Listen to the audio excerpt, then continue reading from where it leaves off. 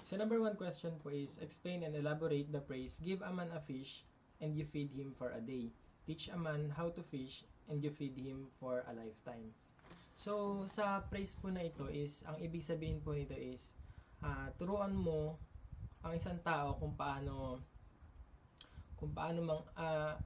mangisda para meron siyang panghabang buhay na kakainin. Tapos kung bibigyan mo lang kasi siya ng isda sa isang araw, is pang isang araw niya lang yun. So parang ang parang gustong ang ipaliwanag ng phrase na ito is short term or long term. Kasi yung short term po is yun nga, kung bibigyan mo lang siya ng isda sa isang araw, pang isang araw niya lang yun kasi hindi siya marunong kung paano mangisda. Kung tuturuan mo siya mangisda, panghabang buhay siyang magkakaroon ng pagkain or makakain. Kaya parang ang nangyayari po is short term and long term. Yun nga po yung short term and yung long term. Yung long term is for pangmatagalan para matuto siya kung paano siya maghanap ng isda para meron siyang kainin panghabang buhay. And kung magdedepend lang naman po siya dun sa bibigyan niya or bibigyan lang siya, is kakainin niya lang sa isang araw, which is yun ay short term kung tawagin. Kaya so ang moral lesson po dito is long term solution matters more kaysa sa short term. Kasi nga po parang nakaasa ka lang kapag short term, umaasa ka lang kasi hindi ka nga marunong. Pero kung tuturuan ka nila, magkakaroon ka ng kumbaga panghabang buhay kasi nga alam mo na kung paano kumuha ng sarili mong resources. Yung sa number 4 po naman is yung sa World and Philippine Aquaculture Industry. So babasahin ko na lang po yung sa global scenario po muna tayo. Noong 2022, sa first time ever, mas madami ng fish ang galing sa aquaculture kaysa sa wild fisheries, which means mas madami na po yung napoproduce natin na isda na galing po sa pag-aalaga sa mga aquaculture kaysa po galing sa wild fisheries or galing po sa mga wild oceans. Open oceans po pala. And then another source reports aquaculture contributed 130.9 million tons out of a total of 223.2 million tons of fisheries and aquatic production. And then yung growth is driven by Asia, higit 90% ng aquaculture output ang nanggagaling doon.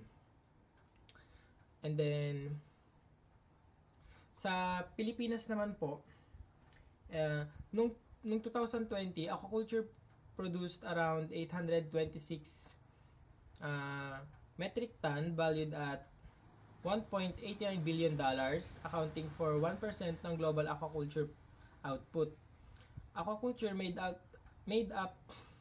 41.8% ng fisheries value in 2020. Ang mga key products po dito is yung mga milkfish, tilapia, seaweed, prawns. For example, 93% of brackish and pond production is bangus. And 96% of freshwater pond is tilapia. So karamihan nga po kapag sa freshwater yung pond mo is karamihan pong inaalagaan is for tilapia. And kapag mga brackish naman po is mga bangus, yung mga prawns, yung malalaking hipon o yung mga sugpo.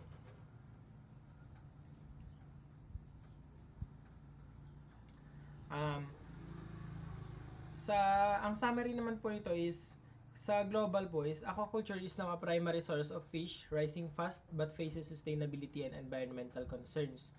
So sa global po is, yung aquaculture po is parang siya na po yung naging primary source ng pinagkukunan ng isda. At mas mabilis po siyang umuusbong kaysa sa ano tawag dito? Yung sa capture fish po. Mas primary na po yung aquaculture kaysa sa capture fisheries. And dito naman po sa Pilipinas is aquaculture is a major fishery subsector, especially seaweed, tilapia, bangus. The pandemic caused setbacks but long-term importance remains strong.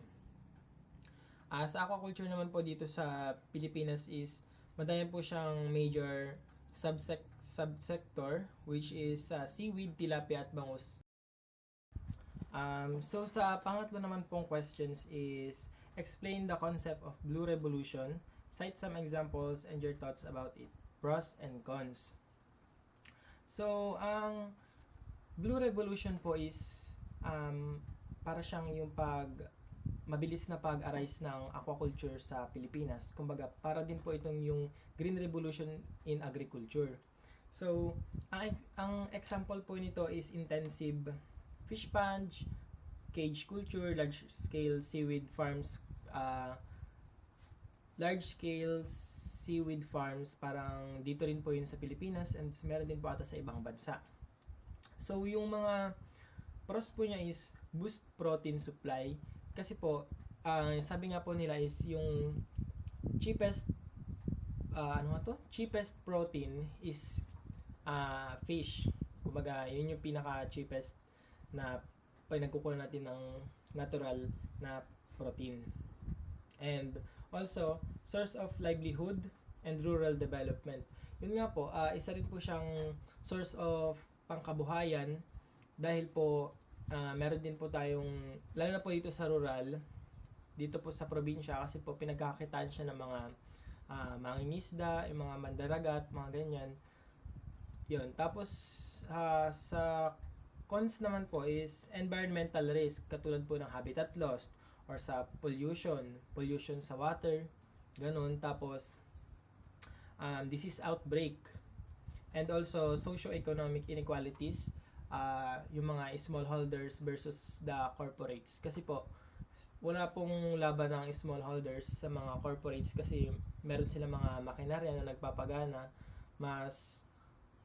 parang mas madali po sa kanila mag-manufactured, mga ganyan. Mas malaking business kaysa sa mga smallholders na parang yung mga nagbebenta lang po sa mga talipapa, mga ganyan, sa palengke, mga yun po yung mga smallholders natin. And ang thoughts naman po dito is Blue Revolution can be transformative pero dapat sustainable lang po. Sustainable, inclusive, regulated para mas ecological approach para mayroon po tayong nakikitang progreso sa Blue Revolution, which is yung pag-arise ng aquaculture dito sa Pilipinas. At sa number 4 naman po is yung efficiency of aquaculture in food production. Aquaculture converts feed to weight more efficiently than many land animals, lower carbon, land and water footprint.